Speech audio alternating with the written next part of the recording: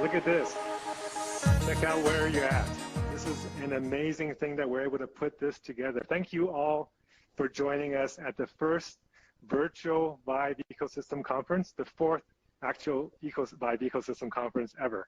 So, this is really the first time I think a long-term physical event has been transferred into a virtual world, and to do it fully, where all of you guys are here from around the world and can interact with each other and with all of the speakers. We have actually guests and speakers coming in from 50+ countries from around the world, 1,000+ people inside VR right now watching this event in dozens of rooms just like this, so that they can all get that VIP experience that you guys are having right now. So thank you, Cher and Ease, for that opening and for the welcome. And it's really important for us to remind ourselves right now we're in a very, very special time, a very difficult time for the world and for the industry.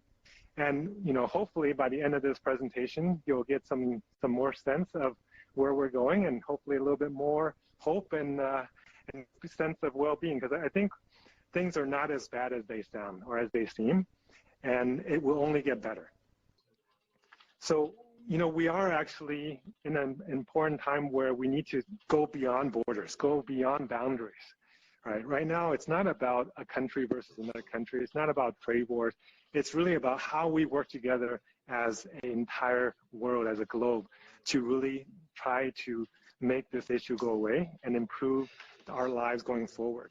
So, let's see what technology, what XR, what VR can do to help this situation. So, look at this. Look at this amazing environment.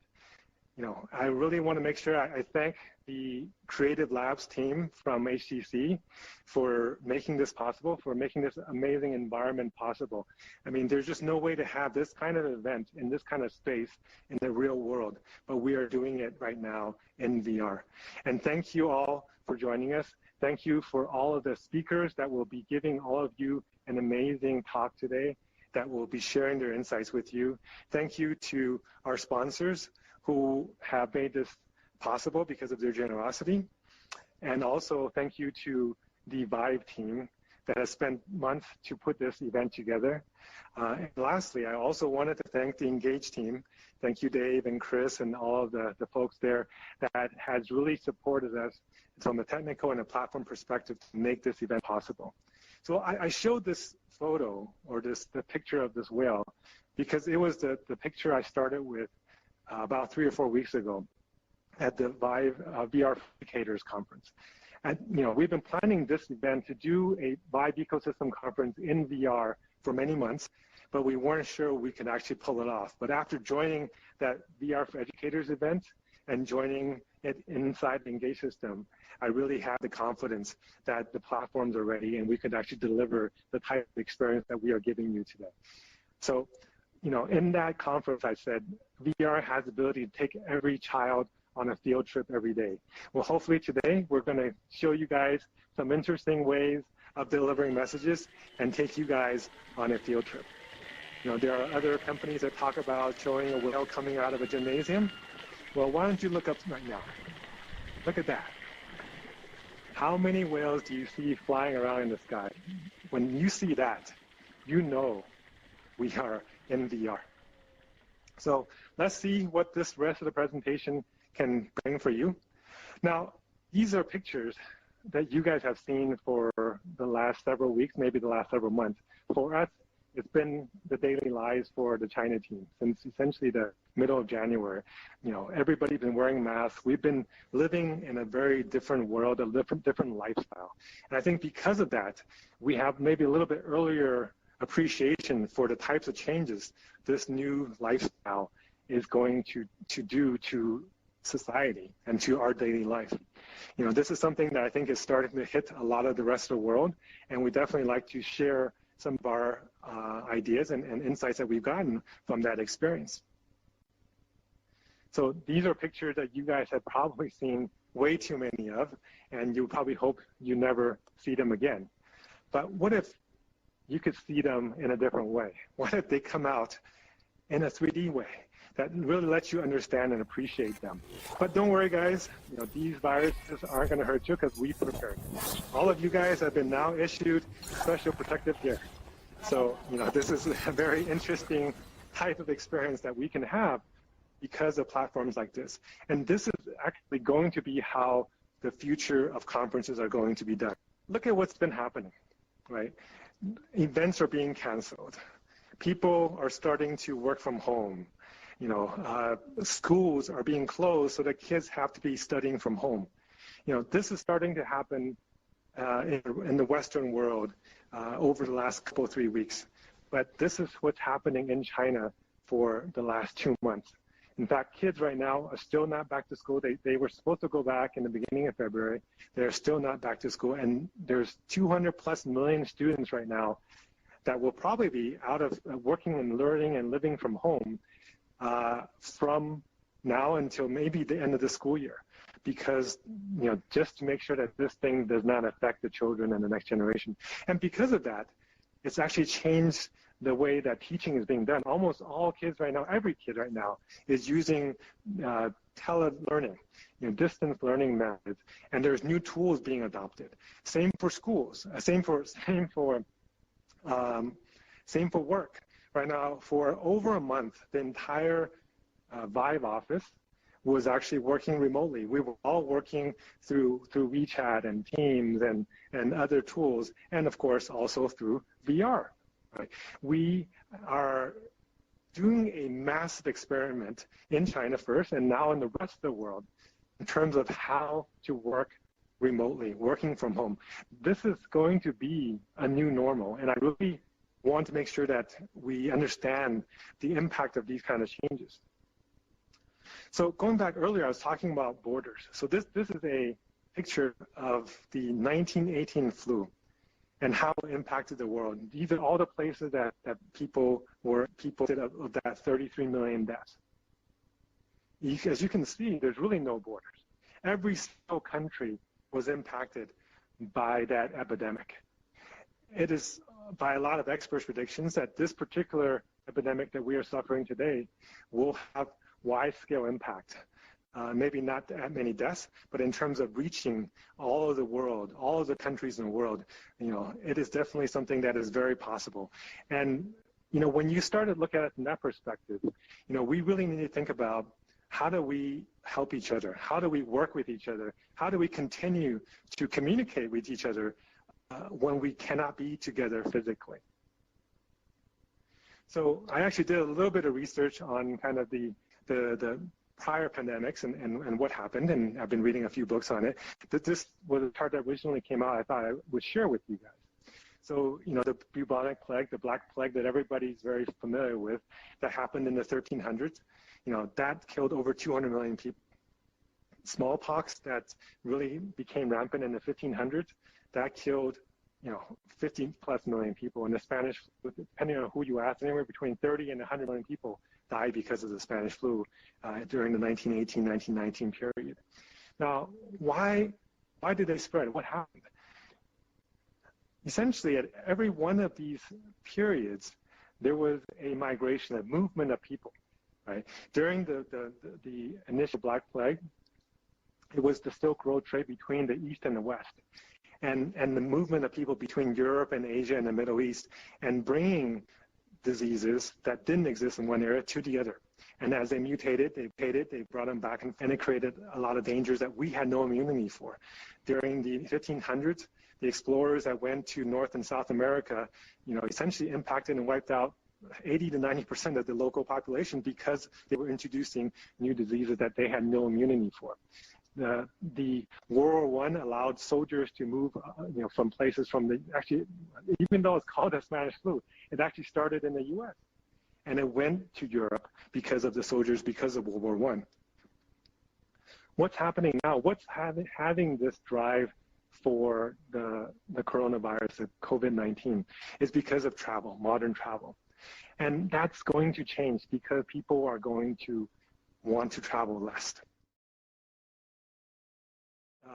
The week before, the outbreak started in China, and then a month later, what the flight traffic looks like. Essentially, 80% of the flights disappeared. And it will, even now, 2 months later, it is still going to be very, very similar. So, these kind of changes will take a long time. It's definitely going to impact certain industries like travel a lot. But, for the rest of us, it would impact our lives. I used to travel, probably 70% of my time. And now, having spent the last 2 months essentially in my home and nowhere else except, recently the last 2 or 3 weeks, we've been going back to the office. But essentially, you go from the office and you go home, right? Or you just stay at home all the time because nothing's open. That gives you a different appreciation for what you need to do and how you need to be productive when you're not in the office, when you're not meeting people face-to-face. I've had one face-to-face meeting with a customer in the last 2 months. That is just crazy. But there's some side benefits. You feel like you have a lot more time on your hands than you used to. I've been reading more books than ever. I've been, getting familiar with hobbies that I haven't for a while and actually got a little bit more fit. But we're definitely heading into a very challenging time for the world because, there's going to be different levels of reactions and to this virus and different levels of damage because of the virus. And, but we will get through it. But I want to let you guys know that even here at China, where we've started to come out of that trough, it's changed our minds. It's made us different. When people say we're starting to get back to normal, it means that we're actually getting back on the road and going to the office. But our lives have changed. Even when we're outside at the park, we put on a face mask. Everybody in the office, when they're sitting at their desk, they're wearing a face mask, right? It is going to change how close people want to get to each other. This is definitely a new normal that won't just be about China. It will be for the rest of the world. And we need to see how that new normal is going to change the way we work. When I said earlier, the migrations were what changed people for creating the prior epidemics, right? And it is the way to solve epidemics is to create distance between each other.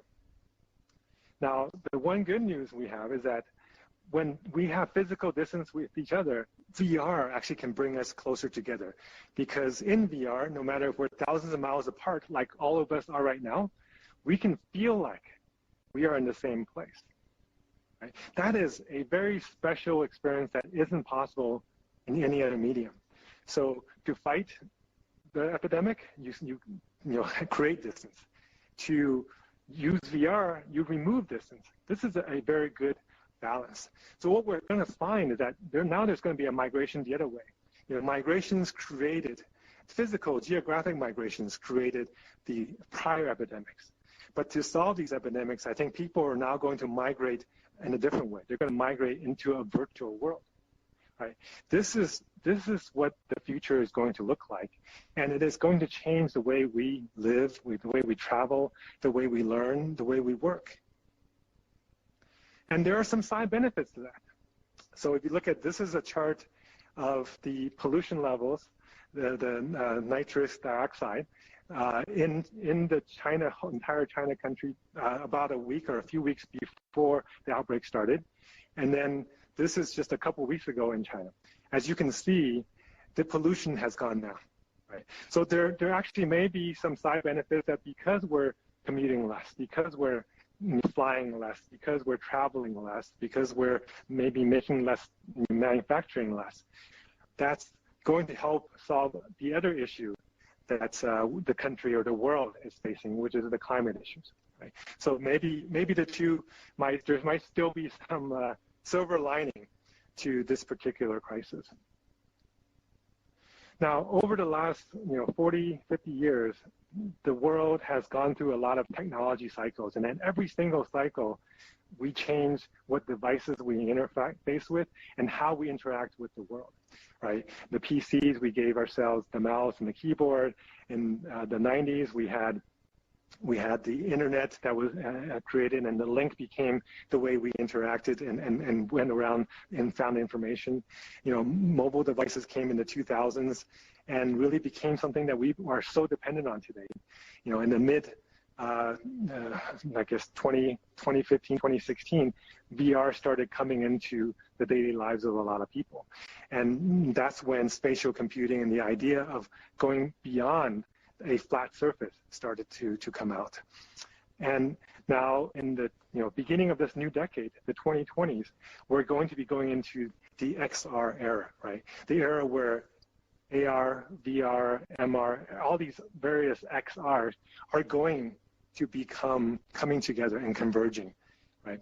We are going to find that we're going to be more dependent on these devices than anything we've ever had. And it will be a bigger part of our lives than any other technology we've ever interfaced with. But it is actually going to be difficult to adopt. I actually was hoping or expecting that in the 2016, post-2016, that VR would take off more, but it hasn't. And why is that? Because it changes the way we interact. It uses different interfaces than we've ever utilized before. But in a way, it's also a more natural interface than we've ever utilized before. Hand tracking, the fact that we can see our hands and use it and touch things in VR is something that we are born with, born to do, but it's something that we are very unfamiliar with in the virtual world. Soon, eye tracking, voice tracking, those things that are in these movies right now are going to be our daily ways of how we interact. In fact, hand tracking and eye tracking, we will have lessons this afternoon from our developer team to teach other developers around the world how to utilize our various SDKs. Full body tracking and haptics, that is going to be something that, I'm wearing full body tracking right now, so you can see my legs and arms and body. I can do anything and feel, and the other people see it like I'm there, right? That's going to be how we interact with each other and give that natural feel, because your body language communicates even more so than what you say. And longer term, brain-computer interfaces, brain-machine interfaces is going to be very interesting. Wait, I just noticed something. Whoa, what was that? All right, well, I think you get the joke there. But we are definitely getting close to the Matrix, and it will become something like that when we start spending more and more time in VR. As I said, why has it taken so long for people to adopt it? Because we've been training ourselves for that 40 or 50 years on using these interfaces, using keyboards, mouse, and a touchscreen. Now, we want people to go, fully natural, something that has the benefit of letting people of any age be able to naturally use it without training, but then they also have to put something on their head. That changes people's user experience. It changes people's habits, and that takes time. But it also brings a lot of benefits. So you have our hand tracking SDK that we'll be training people on. The eye tracking SDK, we have full body tracking and haptics. This is B-Haptics, one of our Vive companies. And then, being able to put the trackers on this particular gun is the same thing that's on my feet right now. And one of our other Vive companies, Neurable, is doing brain-computer interfaces. Another technology that's going to be coming very soon is 5G. 5G is being deployed around the world, and it's going to enable something to happen. It's going to enable processing to happen away from you physically, away from that physical device that is next to you. This is working at MWC last year. We worked with AMD, one of our sponsors, to do a real live out VR streaming, where servers are away from this device. We use a 5G network, stream it to our 5G hub, and then using the 5G hub, streaming it to a standalone device, Focus Plus device, and playing a PC-based software. The benefit of this is that you no longer need to download. It's like going to a web page. You click on something and it runs. Whereas today, every app you have to download, it takes minutes, sometimes hours to download some larger apps. And you don't have that instant experience. Imagine if you had to make a call, and before you do that, you had to wait 10 minutes.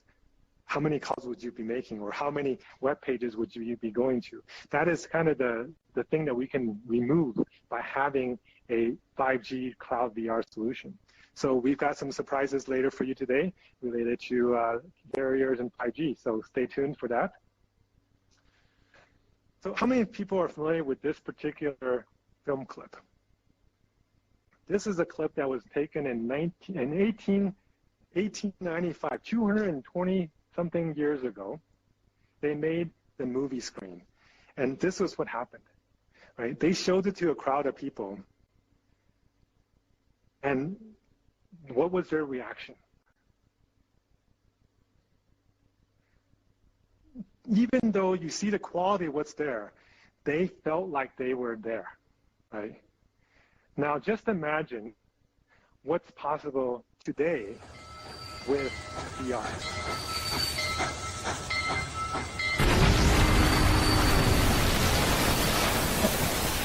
All right, so hope you guys enjoyed that. But I just wanted to show you guys something. I wanted to show you how immersive VR can be. All of you guys are, have a headset on. Maybe some of you are on a computer. But there's a lot of people right there that just ducked, that instant reflex, right? Because you felt like you were there. That is what VR lets you do. And it brings you into a new world in a way that gives you presence. That is not possible in any other medium. So we talked about the first screens that came to our life in the late 1800s, and it's been 100-something years. How has screens changed?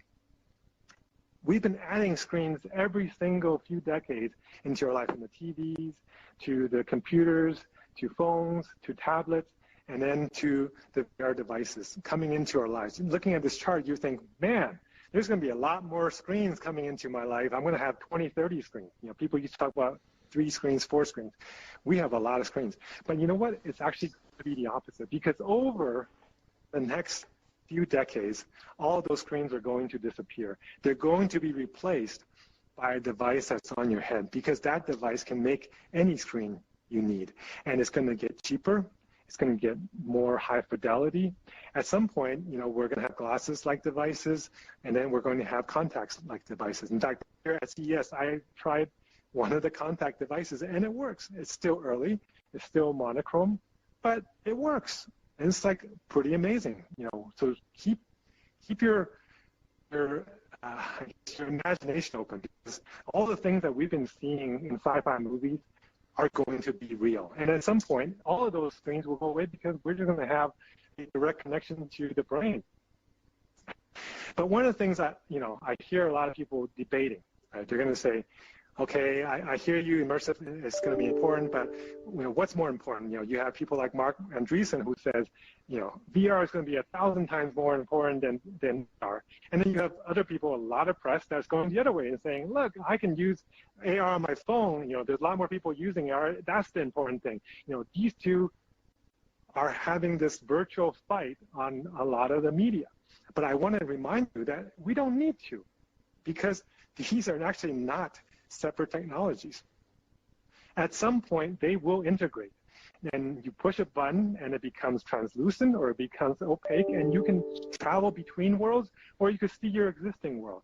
That is the potential of the technology. You will not have 2 devices on your head to do this work, because the base technology behind the 2 is 80% the same, and they are all part of something called the virtuality continuum. So, I studied under Tom Furness about almost 30 years ago, 29 years ago, at the HIT lab, the first lab studying virtual reality, research in virtual reality in the US. And I thought that, there's a lot of people saying, what is, AR and VR and XR and MR and all these R's? What is it? So I wanted to bring a world expert in this area to come and explain the virtuality continuum to all of you guys. So please join me to welcome Tom, the godfather of VR. Hey, Tom. Hi, Alvin. Hey, thanks again for joining us. Should be a lot of fun. I will leave it to you to explain this complex topic to everybody. Okay, thanks so much. Hello, everyone. So happy to be here. I like being around Alvin any chance I get. And this is a wonderful gathering. And we're going to be doing this, I think, a lot more in the future. So Alvin has asked me to talk about this virtuality continuum. What is it all about? Well, we used to think it was sort of simple, but it has gotten more complicated, but we want to make it simple again. As Alvin mentioned, I've been working on in the VR space for many, many years, about 54 years now. And the first part of my career was working for the Department of Defense, U.S. Air Force. And actually, that's where virtuality came from. We were trying to solve problems in fighter airplanes. And here you see me, Lieutenant Furness, wearing the very first helmet-mounted display on the bottom left, and on the upper right, the first tracking system. We put these two together to form really the first virtual reality systems. And this was many, many years ago. But what we discovered in the process is this whole idea of virtuality. And here you see in this photo something that's real and something that's sort of not real. So which is reality? Now, in this case, of course, the mountains, the upward mountains are the real image, and the downward mountains, which are reflections in the water, are actually virtual mountains. But here they coexist with each other. Now, we can also ask this question with modern technology. For example, here's a head-up display in one of the fighter cockpits I worked on. And so you see through the display the outside world, but what is this, what basically is this symbology doing there? It's also there, superimposed over the real world, but it is a virtual image. It is computer generated. So this brings the question, well, what is real and what is virtual, and how these two mix together? So several years ago, Paul Milgram came up with this idea of a continuum. And let me try to explain this continuum. Let's start with this line that goes from what we call reality all the way to virtuality. And let's see what happens along this. So at one end, we have reality, and that is where we're interacting with atoms. Atoms are the physical things that we interact with day by day. Now, we go at the other stream, and we have everything is virtual. Nothing is real, but it appears to be real and appears to be in space. And so that's where we're dealing mainly with bits of information that appear to be atoms. But in between, we have this other space. We call it MR, or mixed reality space. Sort of more toward the reality side, we have what is called augmented reality. This is where we're taking real world things and adding to those real world things virtual information, some bits. But then we sort of progress along this continuum, and we have something else we call augmented virtuality. This is where we actually have virtual worlds, but we're adding real world things into it. So if you look at this continuum, it goes all the way from reality through these augmented, either reality or virtuality, to complete immersive virtual reality. Okay, let's get some examples of this. This is physical reality. When you're out surfing, you're interacting with the atoms. Or let's say that you're hang gliding. You'll have the ability to feel the wind in your face. You'll see the real world as you're floating around. Now, when we talk about augmented reality, there's several kinds of augmented reality. There's what we call a video-based augmented reality, where let's say you're taking your cell phone out and you're pointing it at a scene. And you see that scene, but you also see other computer-generated information on top of it. You remember Pokemon Go. That's what really the Pokemon Go was about. Here we have one of the projects done in my lab in New Zealand, where we're pointing the camera and the phone toward a building that was destroyed in the earthquake. But when we look at it on the phone, it actually has been restored to what it looked like originally. That is what we call video-based augmented reality. Now let's look at another example. This is augmented reality, which is see-through. So it's like that head-up display. You see the real world out there, and then you're superimposing graphics on top of it. So here we're looking into the sky, and we can have a virtual meteor shower happen in the sky, which is all computer generated, but it appears to be in the sky. We can also, for all those constellations, put the representations in terms of the animals and the people that the ancient used to use to describe these constellations. This is what we call see-through augmented reality. Then we have another along the continuum, another thing we call augmented virtuality. And augmented virtuality is where we actually have virtual scenes or virtual information bits, but we're actually putting real things, real atoms sort of into it. In this case, we see a website which actually is populated by a person which is pointing around in the website and showing you where to go. And this person's in real time. You can interact with this person, and yet you see the website at the same time. Another example of augmented virtuality is this scene where you're in a virtual world, a virtual planet, but you're importing into that virtual planet real objects, like this wolf in the snow. So you see both of them together. And then, of course, finally, we have the full virtuality, immersive VR. This is where you see, hear, touch, taste, smell, things that are not there, but appear to be there through information bits. And here we see a person, an avatar that represents a real person, dipping her finger into a virtual stream. And we can be there and do the same thing too, and interact with that person. As a matter of fact, today, that's what we're doing. We're all in this world together. It is full immersive virtuality. Okay, so that explains a little bit about the spectrum. But let me show you an interesting thing. You can start mixing these things together. For example, here's a project I'm currently doing in my laboratory at the University of Washington. What we're trying to do is learn how to communicate with a living species, with an octopus. Now, the octopus is probably the most demanding creature we can interact with. If we were going to interact with aliens, an octopus would come close to be able to do that. So what we've done here is we have a real octopus on the right. This octopus name, her name is Gaia. And in the middle, we have a virtual octopus that we created, taking into account the behavior of normal octopuses.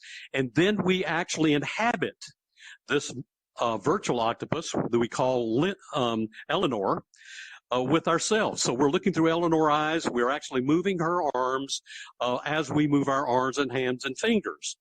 And the whole object here is to be able to communicate with Gaia, the real octopus.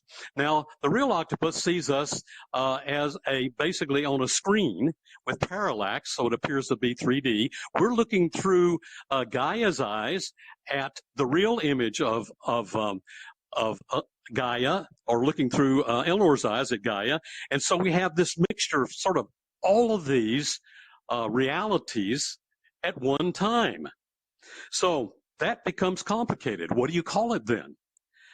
Okay, well, let's look at some other ways, some other complicating things. A few years ago, around the 1998, 99, we created what we call video-based augmented reality with AR Toolworks and AR Toolkit. And here you see a little girl holding up a card. It's a tangible card marker, and on that card is this black square. Only she's wearing a head-mounted display that's basically has a TV camera in the center. And as she holds up this card, we actually use computer vision to track this card relative to the headset.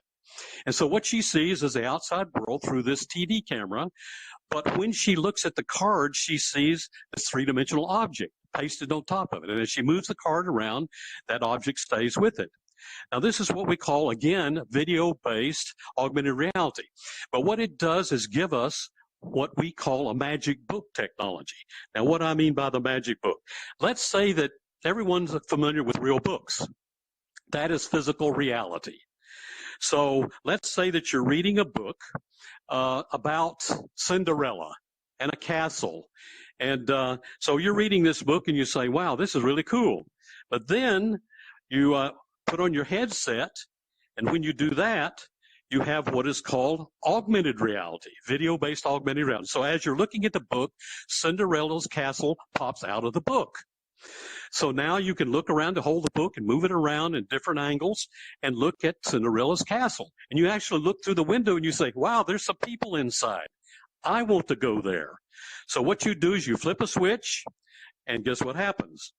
You now go from augmented reality into the castle, into the virtual world. You're completely immersed in that.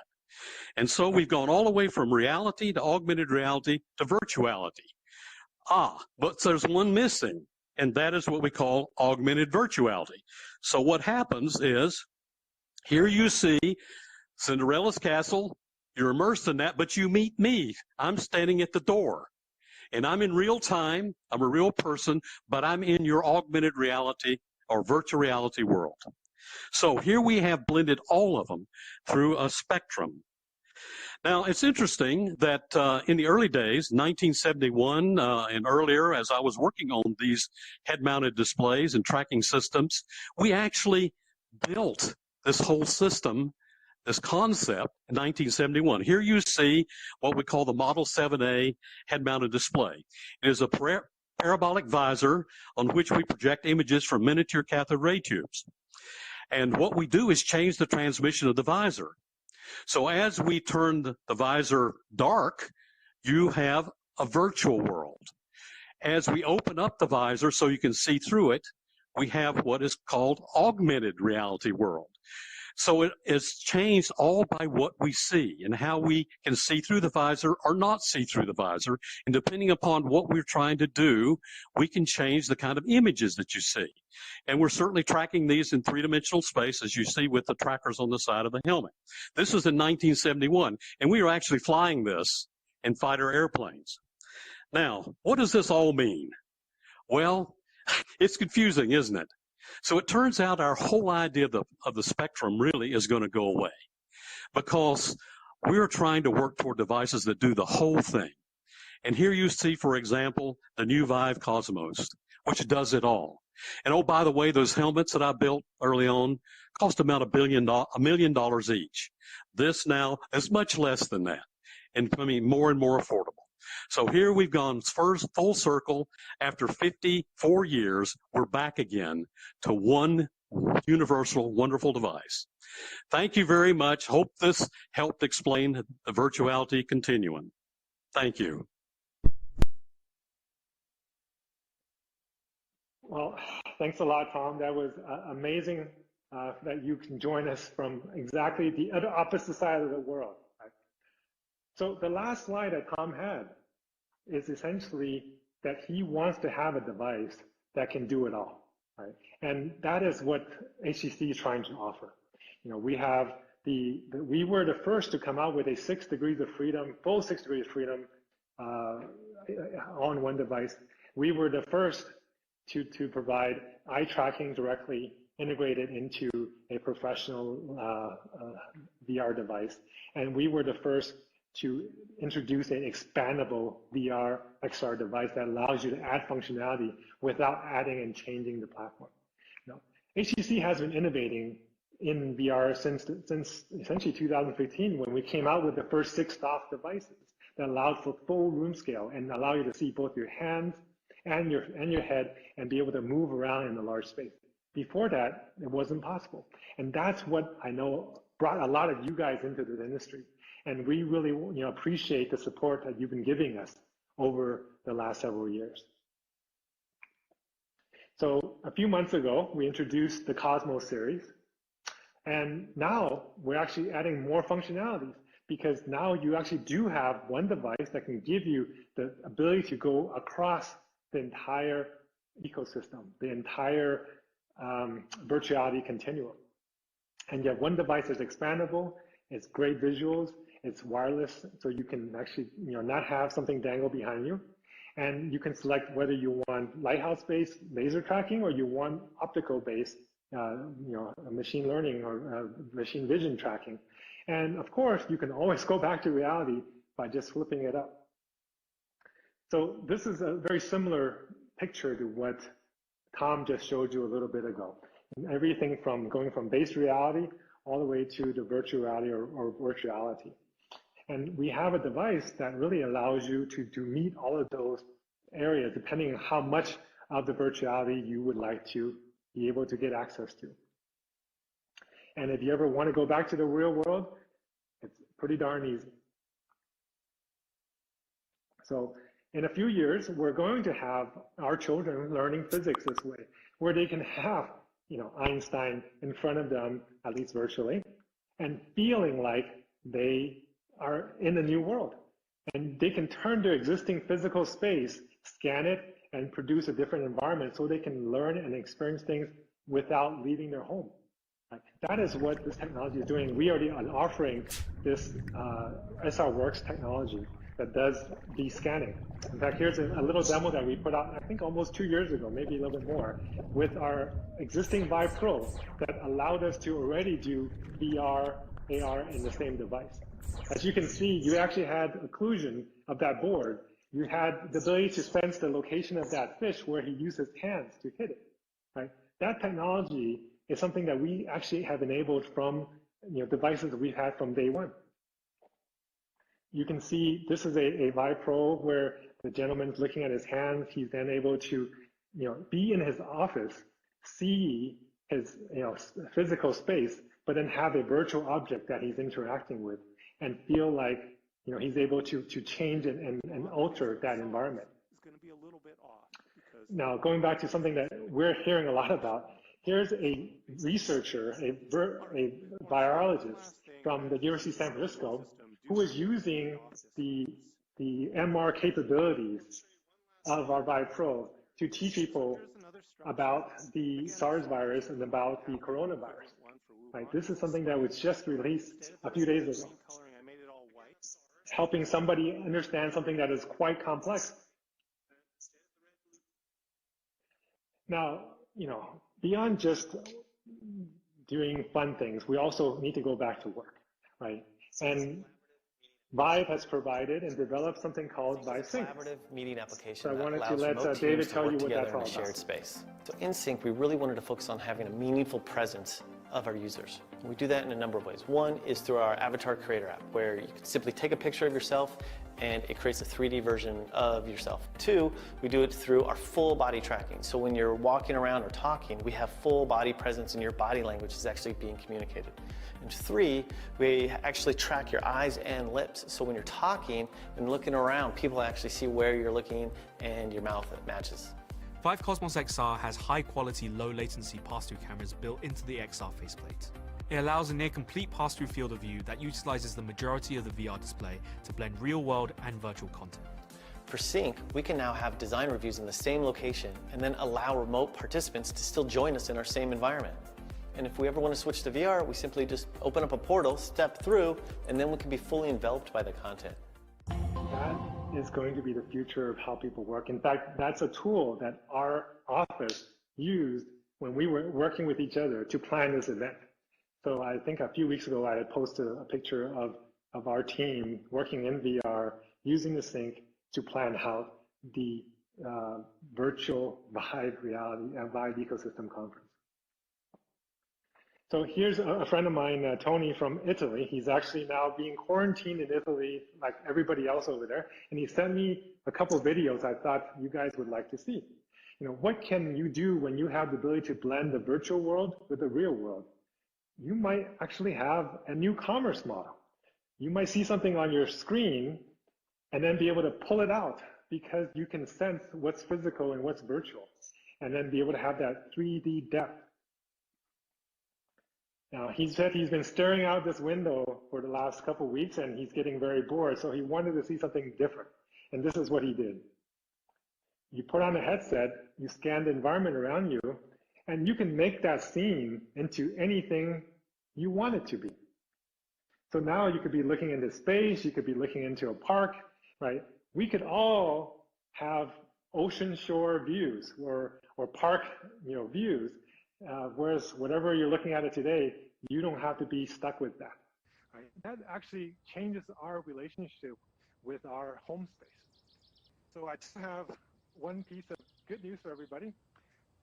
Today, the Vive Cosmos Elite is actually available for shipping.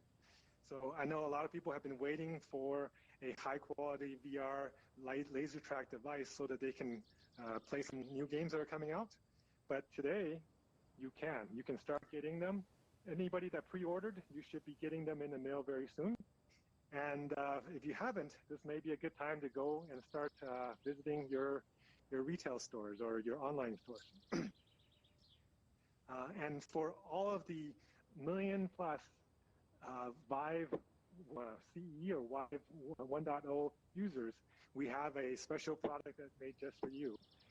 All you need is the headset, right? Because you already have some of the best tracking base stations and wands out there, the controllers. All you need is to purchase a Vive Cosmos HMD only and be able to enjoy the next generation, next level of fidelity. That is shipping starting April, and depending on different countries, we're going to have different times of arrival.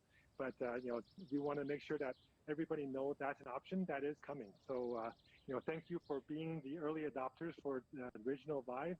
Now you have a new experience that you can experience using half of the setup that you already have. So let me share another piece of good news with everybody.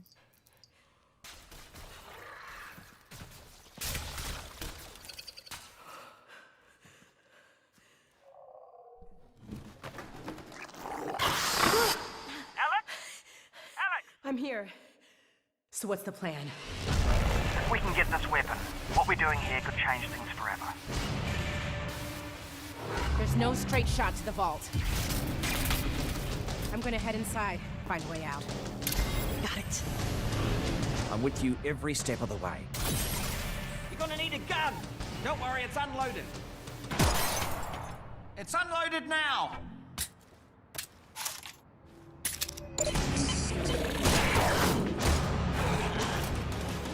Combine chatter's really picking up.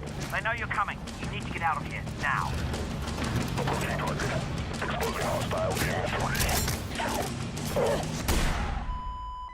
Oh, God. They've got Dad. They're gonna find out what he knows, and then they're gonna kill him. All this is my fault. I never told you. I couldn't. I'm so sorry, baby. You will not save him. Alex Vance alone cannot prevent his fate. Close your eyes, honey. If you actually bought a Vive Cosmos Elite, you will be getting a free copy of Half-Life Alyx. This is available in everywhere except China due to approval reasons with the local region. But we'll definitely make sure that even the Chinese users and customers will make sure you get another benefit that will be as good. So Half-Life Alyx really represents a new generation of gaming, a new immersive quality that has never been seen before.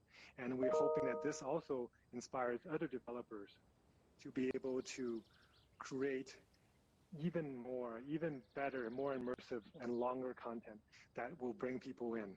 Right? This is the future of gaming is really a VR experience.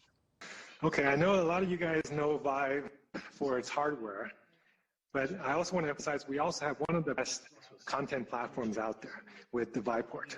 We've been running it since 2016 and have thousands of titles on it. And we're also the only platform, the only VR platform that has a subscription service, all you can eat for one fixed price.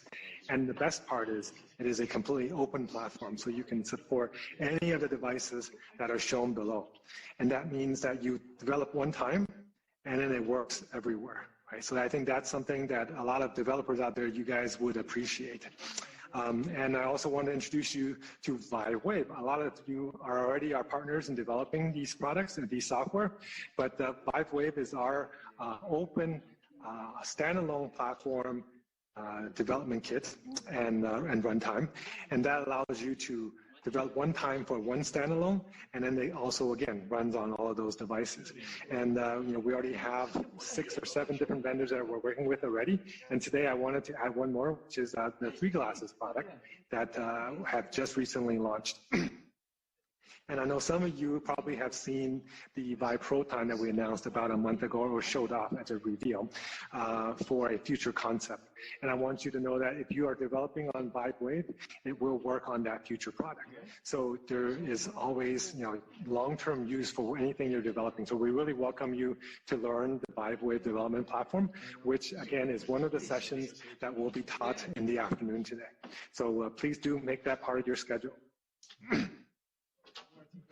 Now, one of the questions I get asked more than any other when I do interviews with the press is this question: What is the killer app for VR, right? And unfortunately, I don't think that is the right question. And there isn't a single killer app for VR. And I think what we've experienced over the last few weeks is actually proving that more so than ever. In fact, rather than trying to create a killer app, I think what we need is actually XR's life app. It is an app that we will want to use every day, right? Not something that we use once, not something that we use for a few weeks and then get bored. And what is that? It is the ability to have the freedom to live your life. And it's the ability to work, to learn, to travel, to play when you cannot leave your home. I think that actually now changes the equation for VR. It used to be VR is a nice to have product, but now it will soon become a must-have product. Why? Because it gives you back your freedom so you can work from home. It gives you back your freedom so you can learn from a distance and be able to access the best teachers in the world and travel to places in VR that you can't do physically. And we don't have to talk about play. I mean, that's something that everybody already expects. In fact, a friend of mine, Jake, did this last year. He spent an entire 7 days in VR, 24/7, doing everything that you would in the real world while in a VR device. I don't recommend this, but it's doable. Week, I'm going to be eating, sleeping, working, and playing in virtual reality.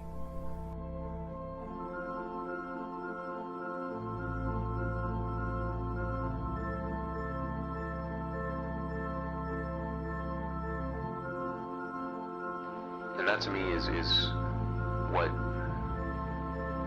VR is. Connection. Thanks for putting out a headset that allowed me to survive 168 hours in VR. I look forward to seeing the future innovations y'all put out.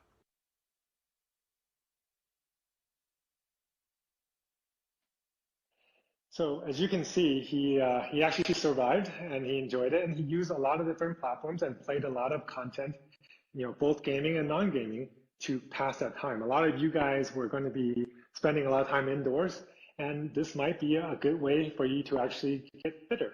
In fact, I use some of these apps myself, and when you're at home and you can't go to the gym anymore, and you can't go play tennis or golf or whatever you normally do, then VR is a way for you to stay fit while staying entertained.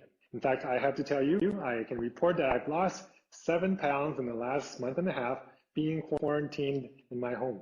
So it is possible to actually lose weight without going out. Now, I also want to share the other part, and it's about learning. VR allows you to learn and be educated better. This is what the future classrooms are going to look like. Unfortunately, these are all ones that are, they're together, but you could have the exact same experience even if you weren't. Even if you have what's the situation today of people being far away, they can still experience that teacher-student relationship. In fact, the student-to-student relationship, as we are right now today in VR. In fact, with 5G, together with a standalone device, very soon, you'll have that very low latency experience that allows you to get teaching from anywhere. In fact, that classroom on the right, their teacher is not in front of them. Their teacher is 1,000 miles away from one of the best public schools in the country. You're teaching to one of the poorest parts of the world, poor parts of China, using VR, so they can share knowledge and share talent that is very rare today, which are good educators. We have this class in the US that is also taken VR as their primary medium to supplement their education.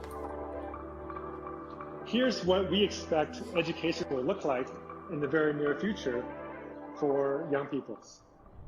Connect to a 5G device.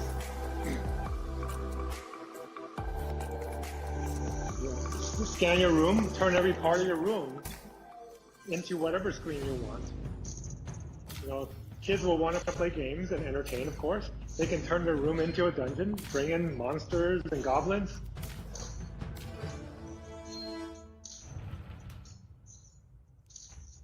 Hey bud, don't forget your school field trip.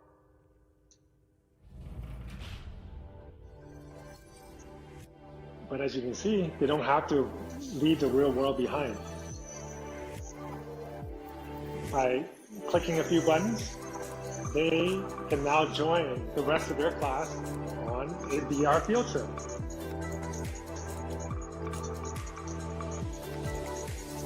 All right, class, let's visit the tomb. Field trips are usually the funnest part of every class, but now they can do this every day, and they can do things that adults can't do.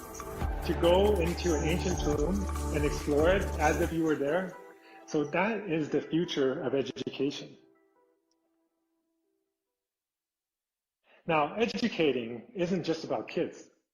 We're going to have to train and retrain a lot of people in the world going forward. One, because of jobs that are going to be displaced in the service and travel and other sectors because of what's happening with the virus today. And then also another hundreds of millions that will be displaced because of automation that's coming in the near future. We're going to need to teach people, adults, how to do new jobs, find them new ways to contribute to society. Whether you're a pilot, or in this case, actually, Mr. Charlie Fink, one of our moderators for a panel today, he's learning how to drive a forklift for a warehouse.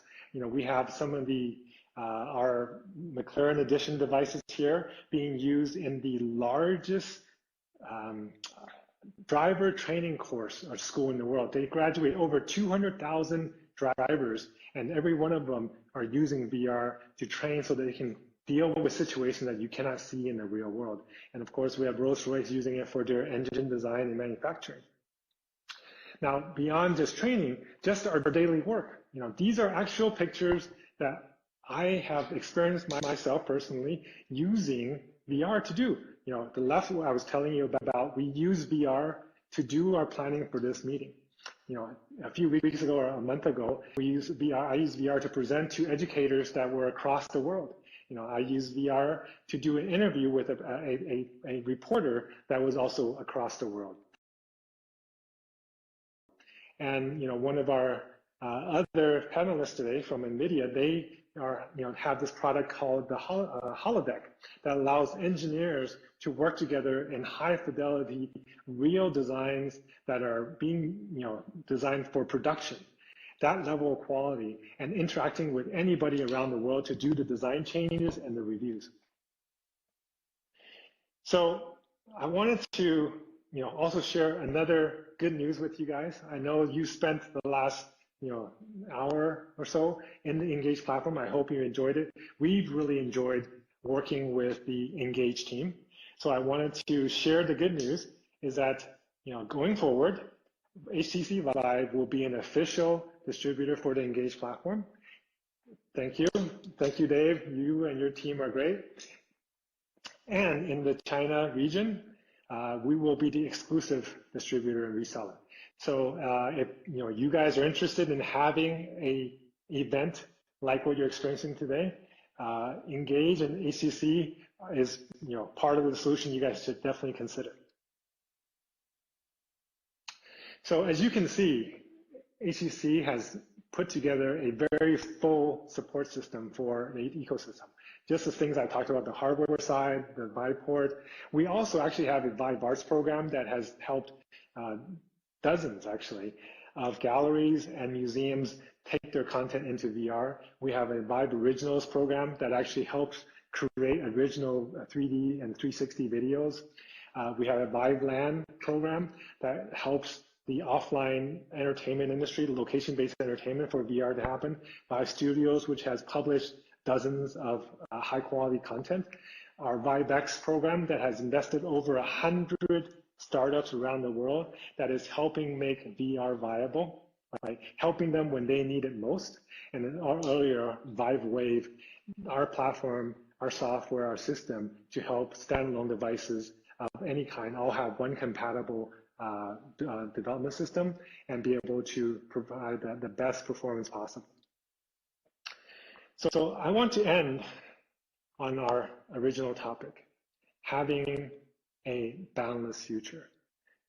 We all right now still identify ourselves as being citizens of a certain nation, citizens of a certain city, right? But we really need to take those boundaries out of our minds. We need to think about we are all citizens of the earth. We are all part of the human race, and we need to help work together to solve the real problems facing our society and using technology to help us do that. Now, VR is definitely one of the technologies. XR is going to help make that happen. I think you've seen some really good examples. And in fact, with every single crisis, there's usually benefits that come out of it. I think there will definitely be some additional benefits to solving our climate problem because of people's reduction in travels and reduction in commuting. But in addition to that, because of challenges, it also creates a lot of new opportunities for companies to come in. In fact, if you look at the crisis of the 2000s, you had companies that really became big in China. Baidu and Alibaba and Tencent all really started to thrive after the 2000 downturn, as well as actually Amazon and Google and those companies. And if you look at what happened after 2003 SARS in China, it actually helped companies like Alibaba and Jingdong to become massive giants in the e-commerce space and create what is now probably the most efficient logistics system for e-commerce delivery and sales. I think right now you are seeing a lot of companies who are doing video conferencing and so forth that are doing well. Companies like Talk or Zoom in the West. But what we really need to look at is what's going to happen long term. What happens after this? The next 5 years, 10 years. I think all of you will play a huge role in making that new reality happen and bringing this better world and bringing this boundless world where we're no longer separating ourselves because of geographic borders and being able to connect and make friends around the world. So thank you very much for joining us, and I hope you enjoy the rest of your day here at the Virtual Vive Ecosystem Conference.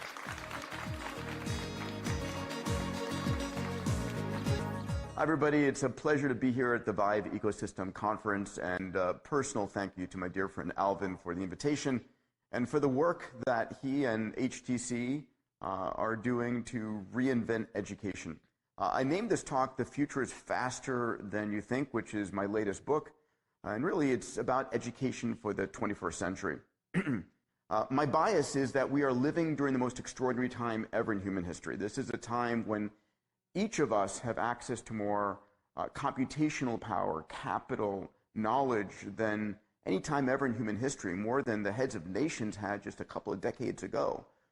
The challenge is that none of us truly understand how fast the world is changing.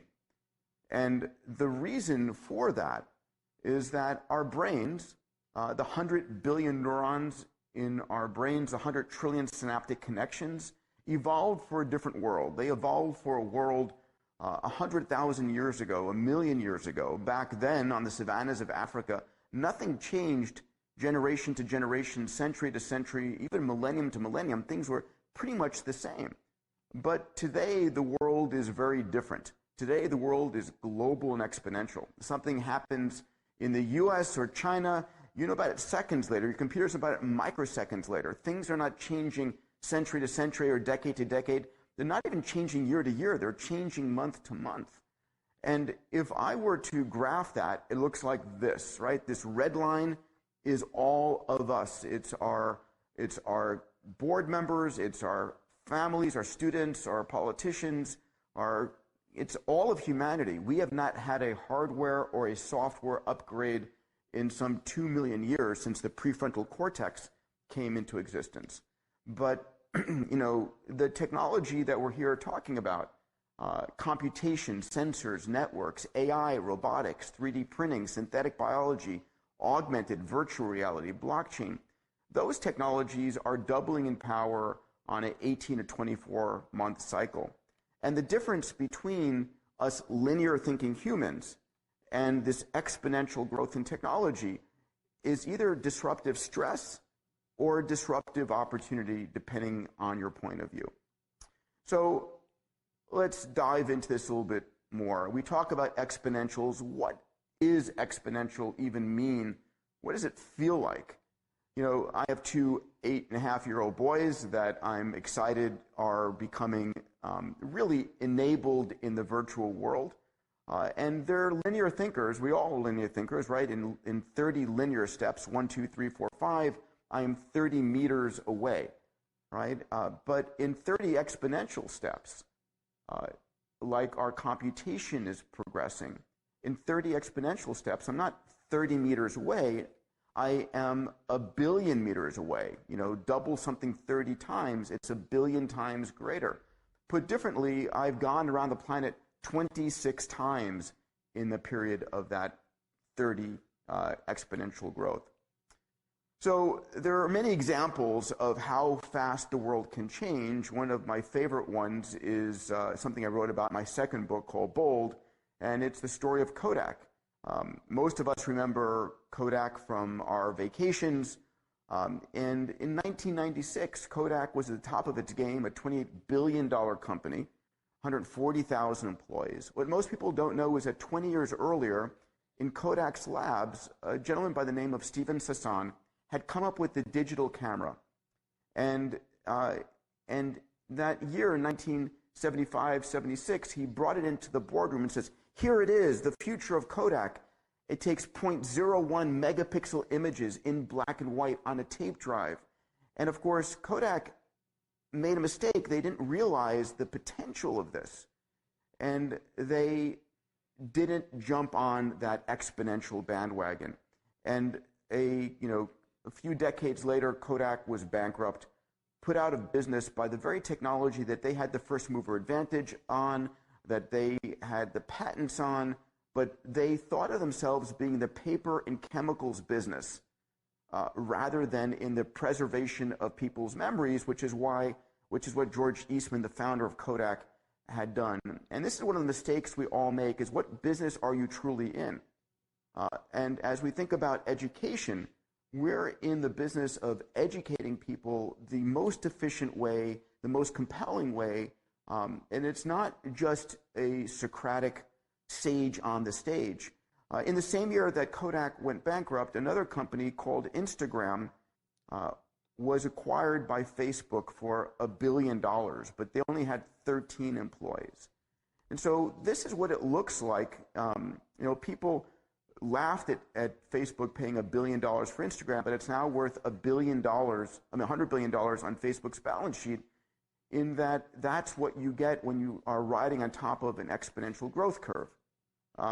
This is another advantage. Looking at this, that yellow line is basically film photography falling off a cliff, at the same time that we see digital photography exploding onto the scene.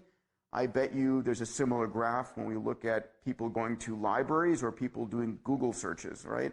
It is a difference in the new paradigm.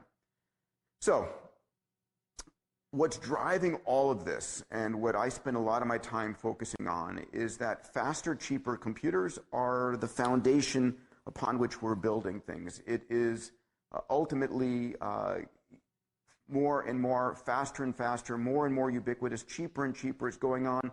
And on top of this computational power we're seeing really revolution in technologies like sensors, networks, AI, robotics, 3D printing, VR, AR, synthetic biology, and blockchain. And it used to be that as an entrepreneur, any one of these would be sufficient for you to start your company. But today, truly, it is the convergence of 2, 3, or 4 of these technologies that is changing the game, that is changing business models. And ultimately, it's the convergence as enabling me to be here with you, using VR, using high-speed data networks, using computational power and memory and sensors. All of these things are enabling this type of new form of education.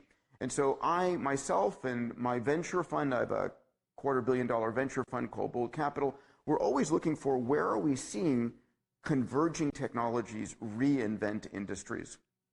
So one of the challenges in education is that the speed at which our world is changing is so fast and we are not changing our educational system to go along with that. Our educational system, as I'll show you in a few minutes, are centuries old. And so how fast is the world truly changing? And let me give you an example that is fun. Every year, I do an event called Abundance 360 for about 400 CEOs in Beverly Hills, and I'm on stage for 3 days, and we're talking about really what are the technologies people need to know about right now that are what's happened in the last 12 months. And so for context, what I do is I look back a century, what happened 100 years ago. So let me share with you what happened 100 years ago in the year 1920 in the United States. How fast was innovation back then? And we looked at all of the records, the Patent and Trademark Office, 100 years ago in the United States, the total number of true, I will call it technology innovations we found was 4.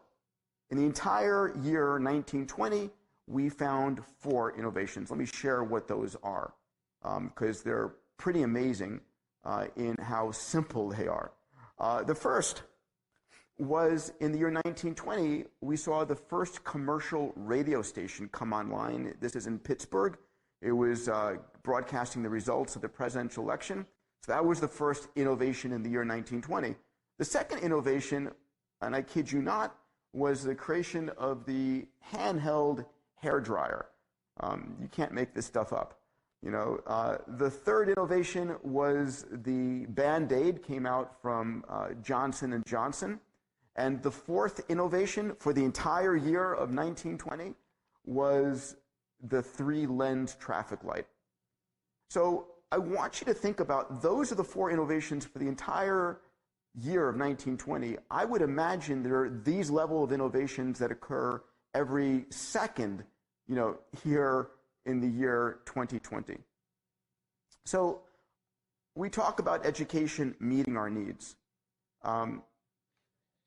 Let's take a look at the length of the human lifespan. The human lifespan in the year 1000 was somewhere on the average between 30 to 35. At birth, that was your life expectancy. In the year 1800, it extended a little bit to the year, to 35 to 40. Today, the life expectancy is roughly 75 to 80. A lot of the work I do with my companies and my investments are on extending the healthy lifespan. I think we'll get it very quickly to 100, maybe 120, and then breakthroughs may make it even more indefinite. But if you look at our educational system, right, our first universities came on in the year roughly 1000, and then by the 1800s in Europe, there was 143 universities. Today, there's about 25,000 universities. India, US, China are the top 3. And here's the point.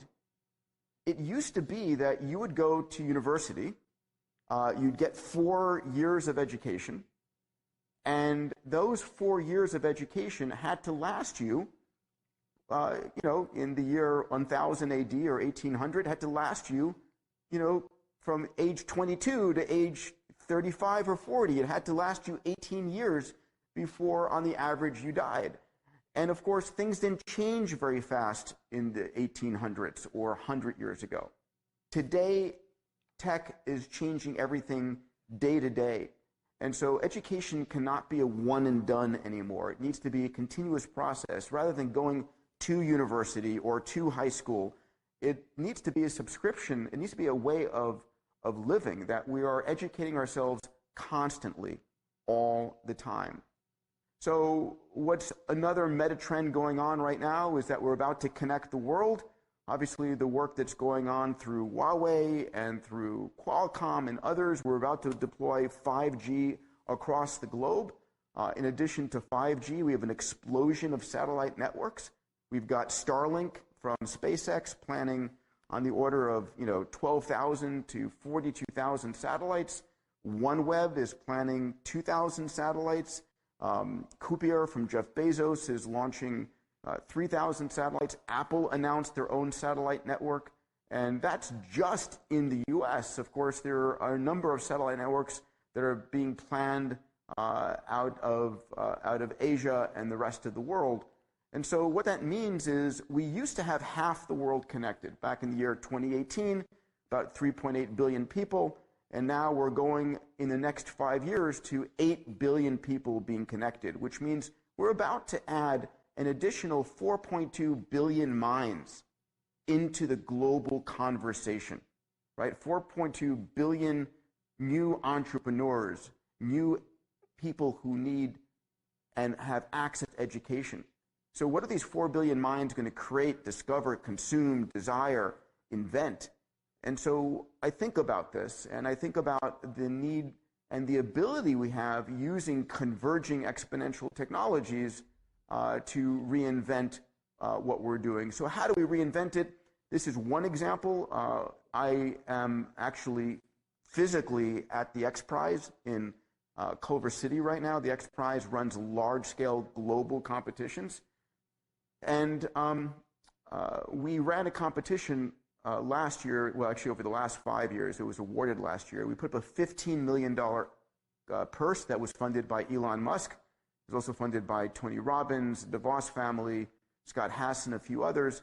And we asked teams, can you build a piece of Android software that can take a child in the middle of no place who is completely illiterate? So we went into Tanzania, not downtown, but the outskirts where there was no electricity, no nothing. And we identified 2,500 students who had no language, no writing, reading, or math. We did pre-testing. We got 700 teams entered this competition and developed software to be deployed on a tablet.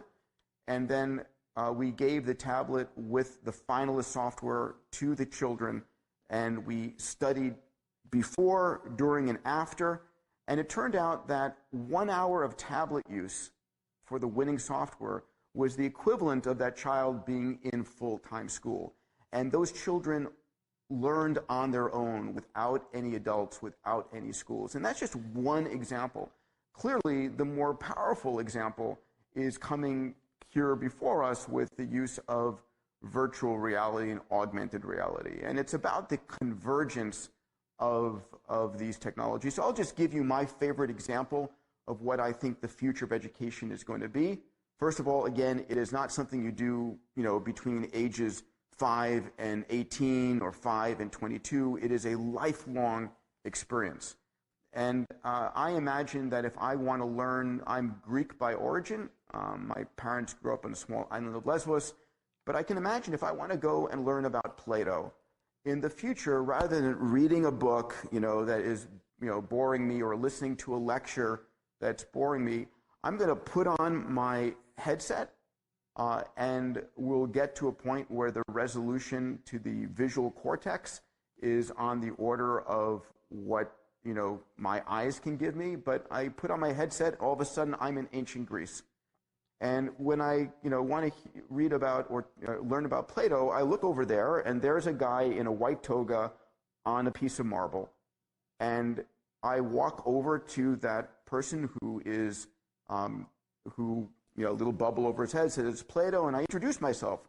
And that version of Plato is a AI-driven avatar where every piece of knowledge about Plato from every expert on the planet has been uploaded so that that avatar speaks like, in my case, will be speaking in English. Perhaps he might be speaking in Mandarin or Greek, whomever the recipient is. But that avatar is responding to me and my questions in a way that is consistent with every piece of writing and every expert ever. And I can say, hey, Plato, pleasure to meet you. Can you show me around? What do you have for breakfast this morning? What are you working on? What are you writing about? I can spend the day with Plato and learn everything I need in an extraordinary experience that is compelling. And so I think education becomes fun. It's the convergence not only of sensors, networks, AI, VR, AR, depending on the experience, but also the convergence of education and gameplay. So we are living during the most extraordinary time ever. The organizations I work with, Abundance 360 is my CEO summit, and that Alvin has spoken at a number of times, and I keep on inviting him back. Singularity U, based in Silicon Valley, and then the X Prize, based in Los Angeles. So there you have it. My quick thoughts. I'm so excited about reinventing education and partnering with everyone here to do that. So thank you.